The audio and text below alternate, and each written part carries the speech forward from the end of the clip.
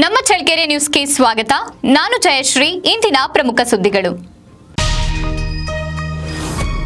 N Mahadevapura ಗ್ರಾಮದಲ್ಲಿ ಮೊಹರಂ ಹಬ್ಬವನ್ನು ಅದ್ದೂರಿಯಾಗಿ ಆಚರಣೆ ಮಾಡಲಾಯಿತು.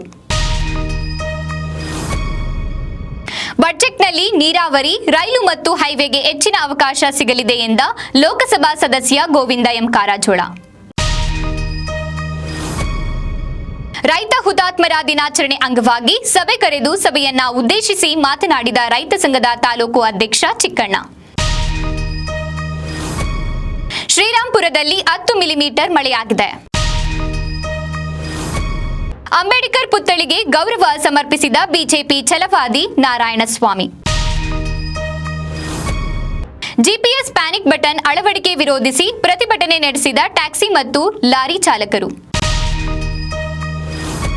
ಶಾಸಕ ರಘುಮೂರ್ತಿ ಹಣ ಗುಡುಂ ಮಾಡಿದ ಟೌನ್ ಕ್ಲಬ್ ಪದಾಧಿಕಾರಿಗಳು. ಕ್ಷೇತ್ರದ ಅಭಿವೃದ್ಧಿಗೆ ಹೆಚ್ಚಿನ ಆದ್ಯತೆ ನೀಡುತ್ತೇನೆ ಎಂದ ಎನ್.ವೈ. ಗೋಪಾಲಕೃಷ್ಣ. ನಾವೆಲ್ಲರೂ ಮನುಷ್ಯರಾಗಿ ಬಾಳಬೇಕು ಎಂದ ಮುಖ್ಯಮಂತ್ರಿ ಸಿದ್ದರಾಮಯ್ಯ.